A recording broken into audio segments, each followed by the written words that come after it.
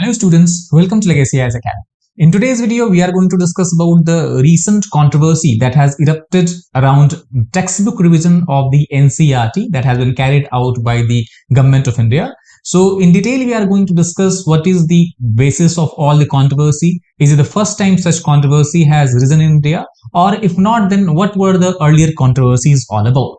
But to give you the brief context of the topic we are going to discuss today, recently the NCERT textbooks have become a center of a political controversy where the incumbent government, the government ruled by the BJP at the center, have been accused by a lot of critics as well as the opposition party members that they are trying to rewrite history which are going to be taught to all the students in the schools. What has provoked this particular controversy? Why this textbook have become a battleground for competing ideologies, whether it is the government of UPA or whether it is government of NDA in the past years? So let us try to understand, because this is not the first revision. In the recent times, since last 10 years, this is the third round of revision that NCERT textbooks have actually underbeen to. So let us try to understand what the earlier revisions were all about. So the early revision that happened was in year 2017. That was also a time when it was being ruled by the BJP-led government. So that is generally characterized as a review rather than a revision.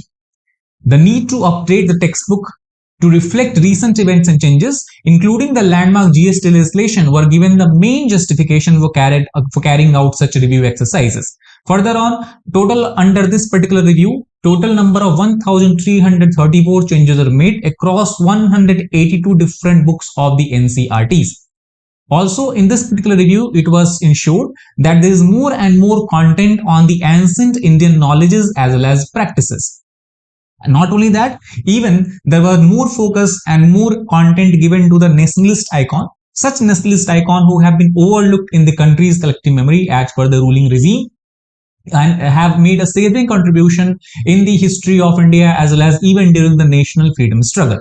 Further, in 2018, what is called as the textbook rationalization was carried out, and it was carried out after the recommendation of Mr. Prakash Javadekar. And he said that the main reason behind this particular rationalization is to reduce the syllabus burden on the student, because NCERT is actually filled up of so much content, and many of these contents were deemed unnecessary, and that is why overall a 20% reduction primarily in the syllabus of social sciences were made in 2018.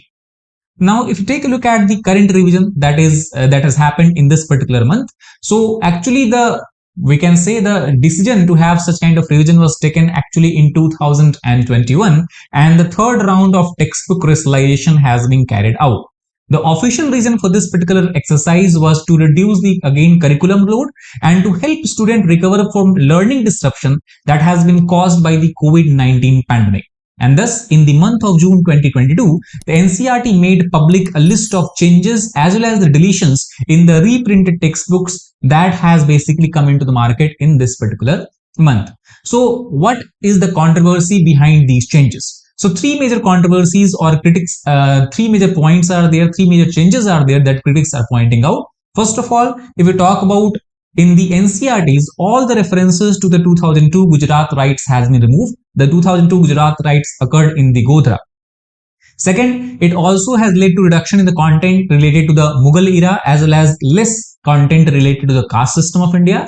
And third, many chapters and the topics based on the protest and social movement that has been carried out in the history of India has also been trimmed away. So these are the three changes that are deemed as controversial, and basically are the ruling parties accused that these changes have been made to fit into the narrative that the BJP or the ruling party is trying to impose on the country.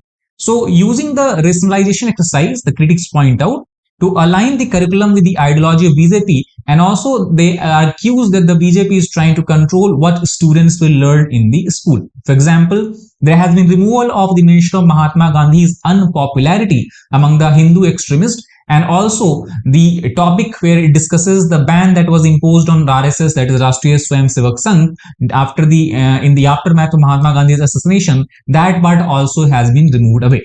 Not only that, some of the changes appear to echo views that is expressed by the members of the ruling establishment every now and then in the public, and thus The critics argue that BJP leaders have often complained that medieval Muslim invaders have been glorified at the cost of others in the traditional Indian history writing, and the content on India's Muslim rulers has suffered some of the deepest cut in the rationalization exercise that has been carried forward now this time.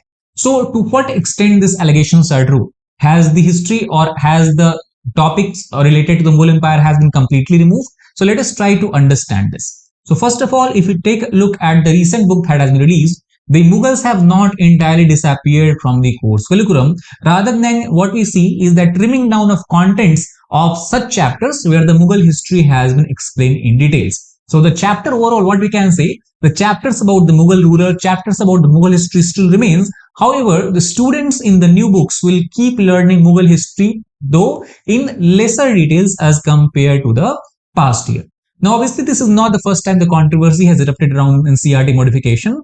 In 2002, when the NDA was in power, ruled that time led by Prime Minister Atal Bihari Vajpayee, that time they were also criticized for portraying the Muslim rulers of India as savage invaders in the NCERTs, and the medieval period was described as a gloomy era of Islamic domination, and that cast a dark shadow over the brilliance of preceding Hindu empires. And thus, when in 2004 NDA government lost the election, UPA government came in power, this particular kind of description about the Mughal Empire was scrapped immediately, and thus UPA government released a fresh set of books. Thus, again, the history repeated itself in 2012 when UPA government lost its power and the NDA government came back into power. Not only that, in 2012, when UPA was ruling India, at that time the cartoons that were deemed derogatory to the Jawaharlal Nehru and the B.R. Ambedkar, that also were removed from the political science textbooks. And there also that time there was criticism of the ruling UPA government, and against this particular modification, many academics they criticized it, and NCERT advisors such as Yogendra Adho and Suhas Palsikar, they resigned from their position. So what we can say that this kind of modification is not something new. It has been done by both the government, whether it is led by Congress or whether it is led by BJP, and both time we see the criticism that erupts around this particular kind of modification. So the question comes that why political parties, whenever they come into power, try to change the textbooks, especially NCERTs. The reason is very simple. Now, this is something that is not only happens in India. Even in recent time, if you look in the United States of America, in the Texas, there has been effort made by the ruling governor to change the school curriculum, to change the to change such topics in school syllabus which does not fit into the narratives of the Republican Party.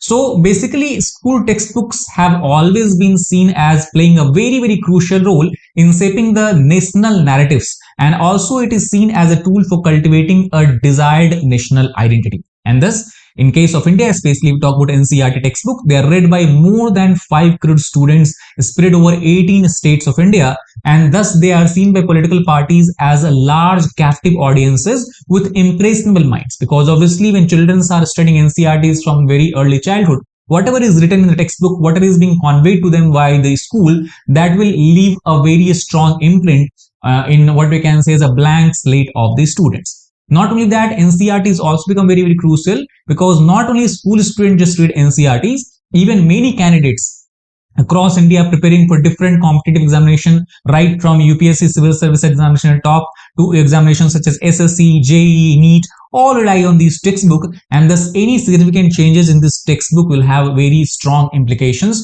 not only for the present generation but also for the future generations. So that is all about this particular topic. I hope you understood about the reason behind the controversy regarding the NCERT modification. If you like the video, please hit the like button, share it with fellow aspirants, as well as subscribe to our channel for more useful content. Thank you very much.